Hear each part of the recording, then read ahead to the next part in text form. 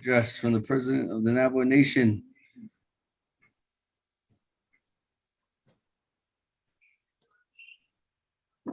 Mr. President? We might have to press *6. All right, good afternoon, everyone. Good afternoon, Mr. President. Mr. Vice President, you have 20 minutes on the board. Floor is yours. All right, thank you. Honorable members of the 24th Navajo Nation Council, Speaker Seth Damon, Chief Justice Joanne B. Jane, as well as chapters, county, state, and federal leaders. And most importantly, our Diné citizens. On behalf of the Nez Lizer administration, we are pleased to present to you all the State of the Navajo Nation address for the summer session. First, I want to take a moment to recognize and thank all of the men and women, including our Diné lawmakers, who took part in the horse rides over the last several days to honor the long-standing tradition of our past leaders who would travel on horseback long ago, together in the capital of our nation for each council session. We know that a lot of time, work, and resources go into the horse ride. So we thank you for honoring that tradition and teaching our youth about the ways of our elders. So, yeah, I know the Kingbe for the Ishi Ya Yislo Yikenina Ado Adendo here. You the Nabis Aden so by. Let me start out with COVID-19 again.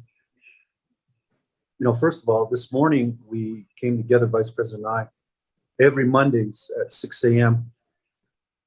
We have a devotional and prayer, start off our week.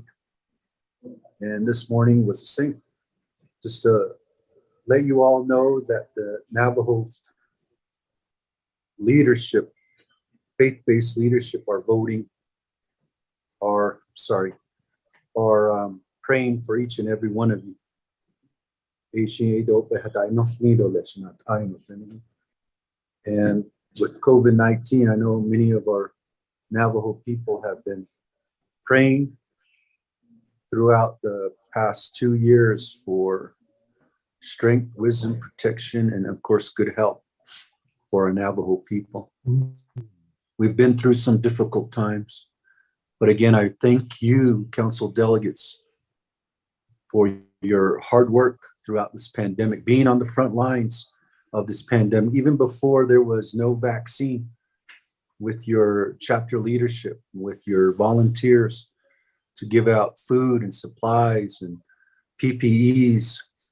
You know, as our team, our administration visited the 110 chapters and then even another 70 more chapters after that.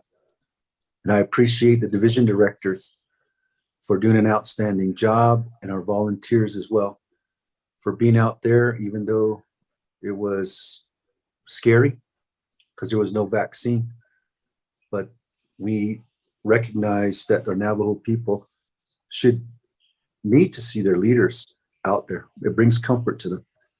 And I appreciate the Navajo people too for listening to the healthcare professionals, listening to their frontline workers throughout this pandemic. And let me transition to now the funding that has come to the Navajo Nation because of this difficult time in our history, probably in our generation. We received the CARES Act funding, $714 million. We received the American Rescue Plan Act, ARPA, over $2 billion. I think at the end of the day, we're going to see over $3 billion projects here on the Navajo Nation. And of course, the direct funding that has gone into the pockets of our Navajo citizens. I'm sure it came during a time that was difficult for you. Some were working, some came home to help their family members, their elders. They weren't making an income, but they support that you have given to our people is appreciated by everyone. And now we move forward, slowly transitioning out of a pandemic. 70% of our Navajo people are fully vaccinated.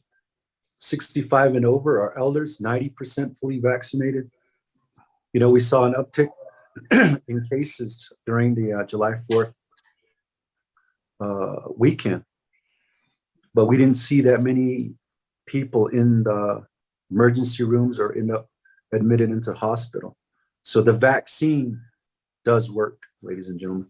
The protocols, wearing our masks, pushing back on COVID does work.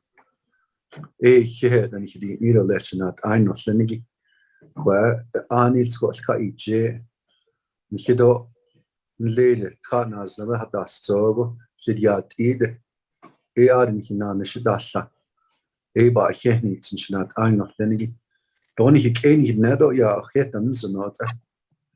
Zunago e kot out e kai je. Bigo hashi da named e be mhe kodo he can na. Bahajo ba do kodo e yab ka di chat not on hinanish. And over the past year, we've been dealing with many meetings, ARPA meetings, and we finally got to the finish line. And I appreciate the 24th Navajo Nation Council for your great, monumental, historic vote to pass the ARPA bill. $215 million for water and wastewater. 96.4 million home electricity connection. No.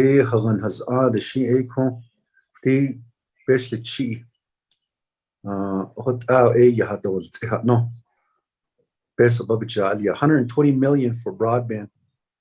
80 million for housing. No. It's not. 50 million for housing for Navajo veterans. So we appreciate our veterans who came long and far today to address the council, address the leadership. 120 million for new hardship assistant applicants. That will take care of up to 410,000 Navajo citizens because people are still enrolling. 150 million for bathroom additions. 210 million for local chapter priorities per delegate region. 35 million for E911 and public safety. 19.2 million for healthcare. 5 million for cybersecurity. 15.5 million for former benefreeze area housing. And I know that that doesn't cover all the needs that have been brought to our attention by our citizens, but this is a focus on infrastructure for us to lay that foundation for economic and community development into the future. Vice President will talk about the economic development portfolio, and there's a need there. As Delegate Mark Freeland recently stated, this will be life-changing for many of our people. It will not address every need in every community, but it is a strong starting point to build our nation and set us on the path of building communities for our young people to return home to one day. And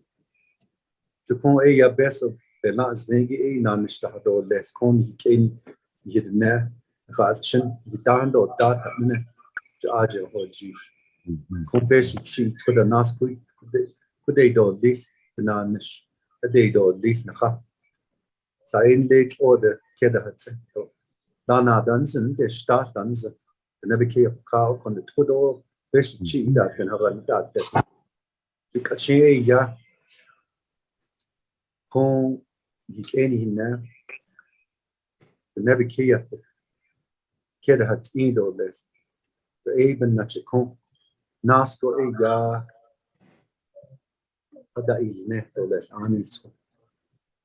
We thank everyone for the hard work and the prayers of our people in moving us forward.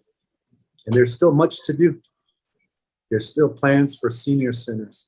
There's still plans for public safety and judicial complexes.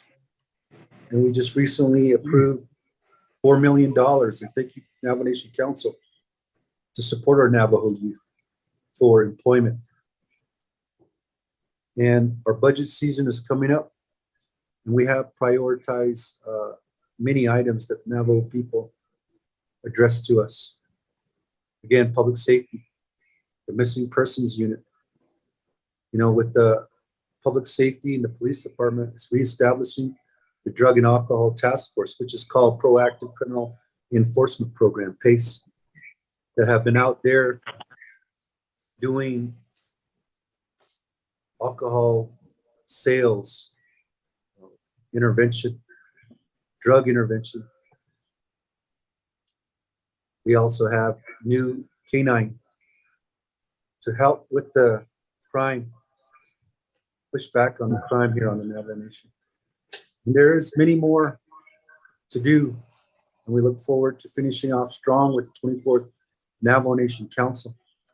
I appreciate your leadership. We have submitted our written State of the Navajo Nation address to each and every one of you, and feel free to come to our office or invite us to your community. We have many of our delegates who come to our office to get updates, and we appreciate doing that, and that's working together for the benefit of our Navajo people. So I'm going to turn the time over to our Vice President of the Navajo Nation, Myron Lizer.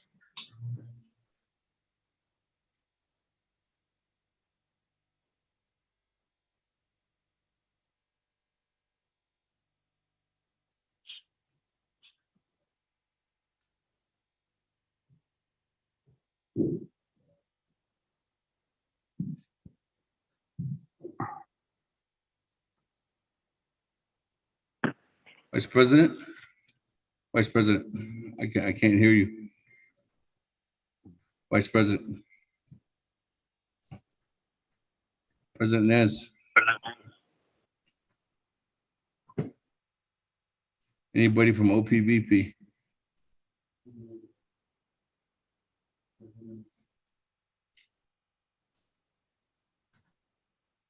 I love the flowers, but I can't hear you. You can talk to myself? No. President Nez. Chief Paulson Chaco.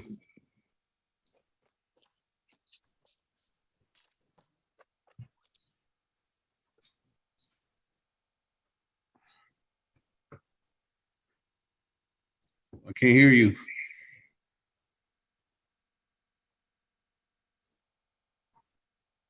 I can't hear you.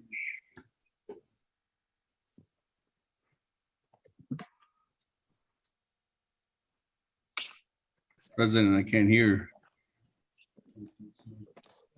Pardon me for the technical difficulties. Appreciate it.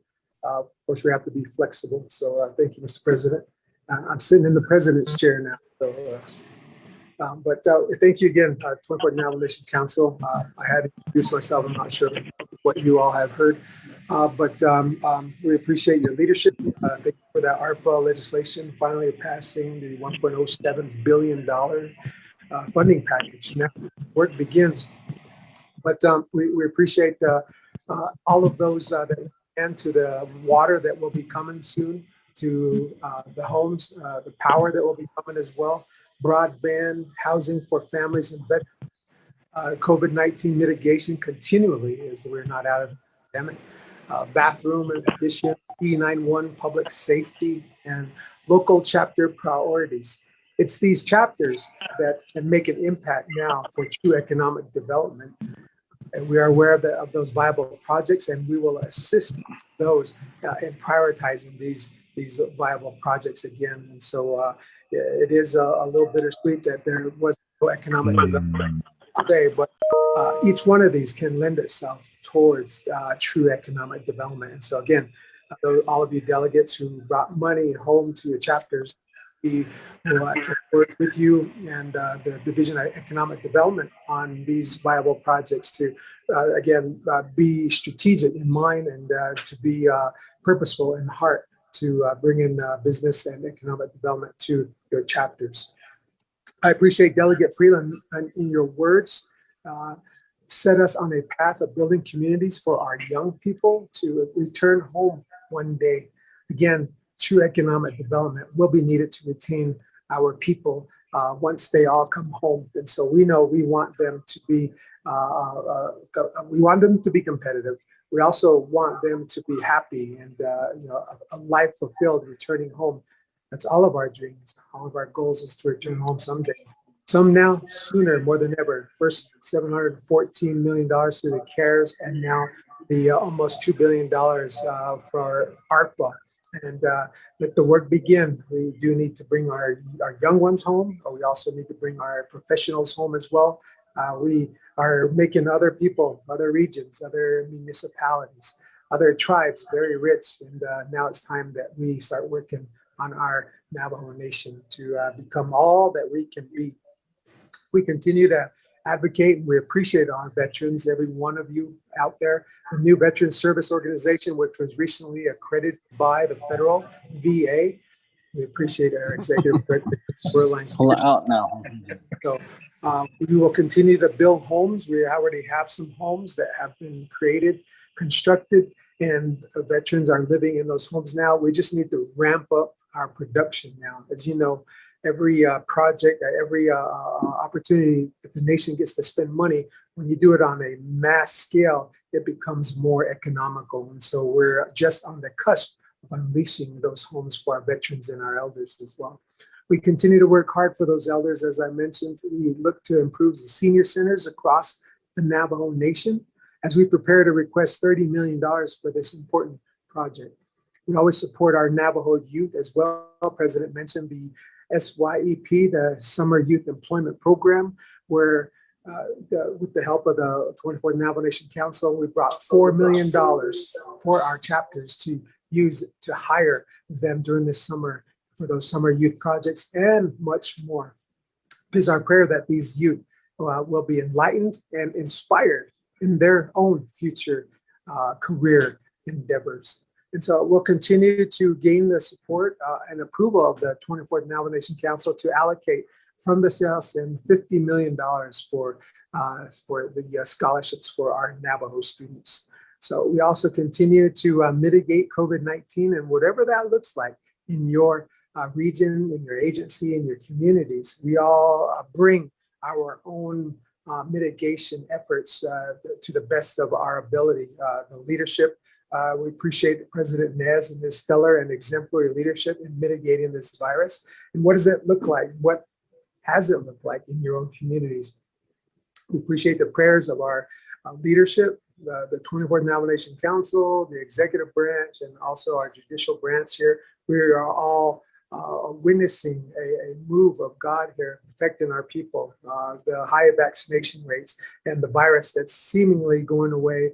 But again, the new virus variation now that's out, continue to stay safe out there, all across the Netha here as we continue to see what the virus will look like in the next few months and the next few years. We're not out of the woods yet, and we'll continue to look for those opportunities in which to bring a stronger nation to our foothold and also to you all. And we'll continue to advocate at the highest level. President Nez, great relationship with Biden-Harris team, all of our cabinet members that are Navajos that are working in these high positions, they all are advocating for the advancement of the great Navajo Nation. It is all hands on deck mentality here. And so we appreciate again all of you all and everything that you've done. Some of you may have contracted the virus and you're the better for it, you're stronger for it. And we also continue to lift up those that are long hauling, that have complications. Continue to pray for you, continue to look for other funding that we're able to build out what healthcare looks like here. And so we appreciate also Dr. Jim, our Executive Director of our Department of Navajo Health. We're going to continue to look for those external funding mechanisms that are out there, the 638s, and other grant funding and competitive funding, because we sure need more than what we just received. Again, we're thankful and we're grateful, but $2-3 billion does not cover closely what the needs of the Navajo Nation is. We'll continue to advocate for more funding that is going to be coming down. And so we look to continue to work with you all there at the 24th Navajo Nation Council. At this point, I just see my time is up. 20 minutes is up. I appreciate it. This opportunity again to just give our state of the nation and what it looks like here from the executive branch. Mr. Speaker.